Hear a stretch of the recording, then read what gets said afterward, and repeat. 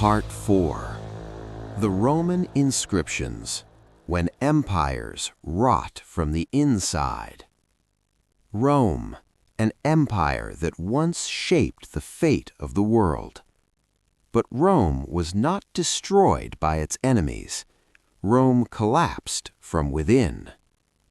In this part, we examine ancient Roman inscriptions, warnings carved into stone, warnings that were ignored for centuries. The Golden Age before the fall. Roman cities were shining. Roads, aqueducts, armies, everything looked unstoppable. But history teaches us one brutal truth. When a civilization reaches its peak, its downfall has already begun. The inscriptions carved on Roman walls do more than record history. They expose human weakness. Moral decay, when values die.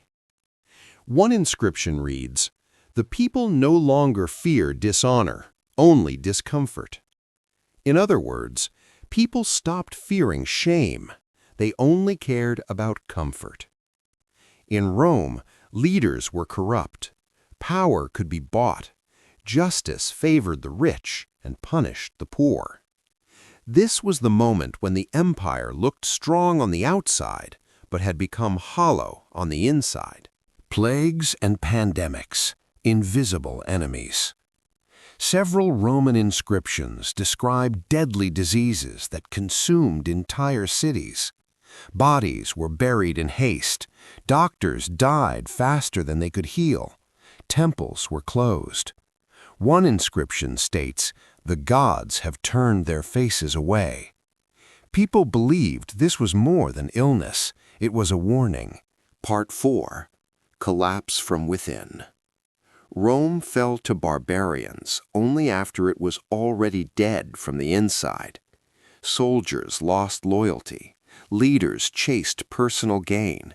Citizens lived only for entertainment and luxury. Roman inscriptions conclude with a chilling truth.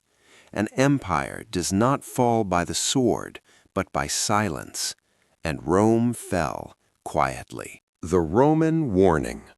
Rome's warning was simple and timeless. When a society loses its values, no wall and no army can save it. Part 5. Ancient Chinese Scrolls, when heaven withdraws its favor. Chinese history is not just a story of emperors and wars. It is a story of the relationship between heaven and humanity. According to ancient Chinese scrolls, when humans cross moral limits, heaven withdraws its support. And when that happens, no empire can survive. The mandate of heaven. In ancient China, there was a powerful belief known as the mandate of heaven. It meant this: an emperor ruled only as long as he maintained justice, balance, and moral order.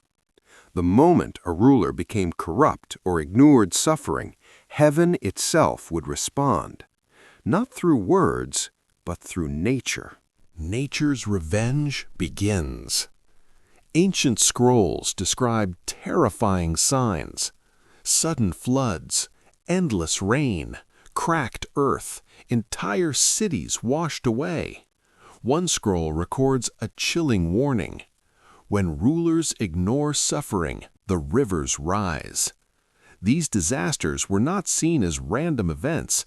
They were understood as messages. Floods, storms, and earthquakes. Some Chinese cities vanished overnight. People realized something important. This was not just nature acting blindly. This was a cosmic warning. Temples filled with people. Prayers echoed through ruined streets. Forgiveness was begged from the sky. When heaven withdraws its favor. Then came the most frightening sign of all. The scrolls say, the sky went silent. Rain would not stop. The earth would not calm. This silence meant only one thing: heaven had turned away.